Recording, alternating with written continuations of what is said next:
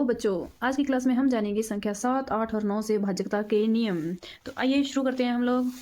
7 से भाज्यता का नियम। इसमें ये नियम क्या कहता है कि संख्या का जो अंतिम अंक है, ठीक है, सबसे लास्ट वाले अंक को क्या करो, 2 से गुणा कर दो। गुणा करके बाकी की संख्या में से उसको घटा दो।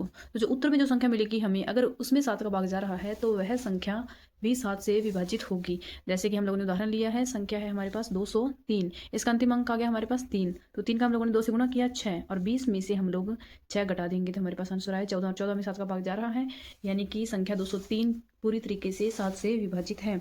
हमें 2 से गुना सिर्फ और सिर्फ इस अंतिम अंक का करना है, यह बात ध्यान रखनी है। और घटाव करना है, जो शेष पीछे संख्या बच जाएगी उस संख्या में से इस उत्तर का घटाव कर देना है हमें।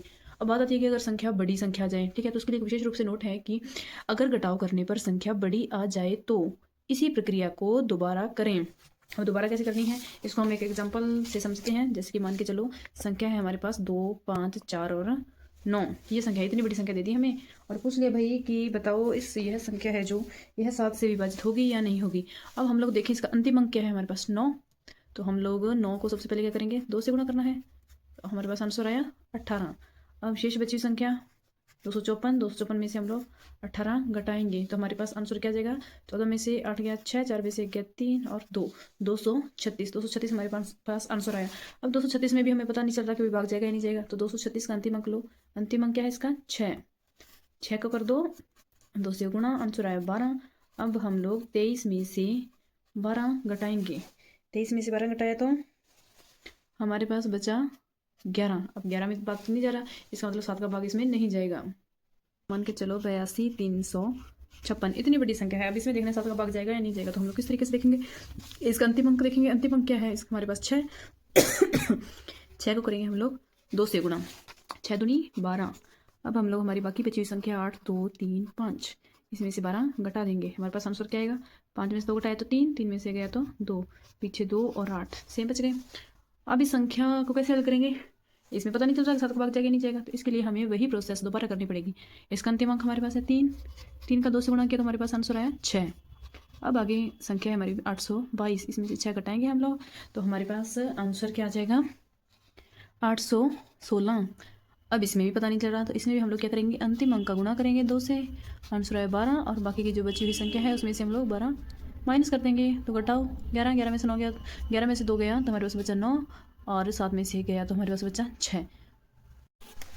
यहाँ हमारे पास आंसर आ गया 69। अब हम लोग अगर 9 का गुणा करें 2 से, ठीक है, तो 9 दूनी 18, और 6 में से अगर हम लोग 18 माइनस करें तो हमारे पास आंसर आता है माइनस का 14। और हमें पता है 14 7 से विभाजित है, इसका मतलब ये संख्या में 7 का भाग जाएगा। ये हमारे पास आंसर माइनस में आ गया, ठीक है। अगर हम लोग ज़्यादा करते तो यहाँ हम लोग अगर ऊपर चलें तो यहाँ 816 में हम लोग सीधा 7 का भाग लगा के भी देख सकते हैं, ठीक है। अगर आप लोग चाहो तो ऐसे माइनस में आंसर आ जाएगा, उससे कोई दिक्कत नहीं पड़ेगी। माइनस से हम लोगों के पास जो आंसर आ रहा है उसमें 7 का भाग जा रहा है, इसका मतलब संख्या में भी 7 का भाग जाएगा। माइनस आए कोई दिक्कत वाली बात नहीं है, ठीक है।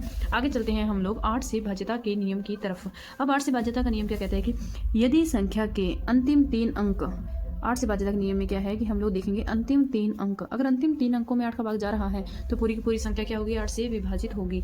जैसे कि हम लोगों ने एग्जाम्पल के लिए एक संख्या ले रखी है 4512।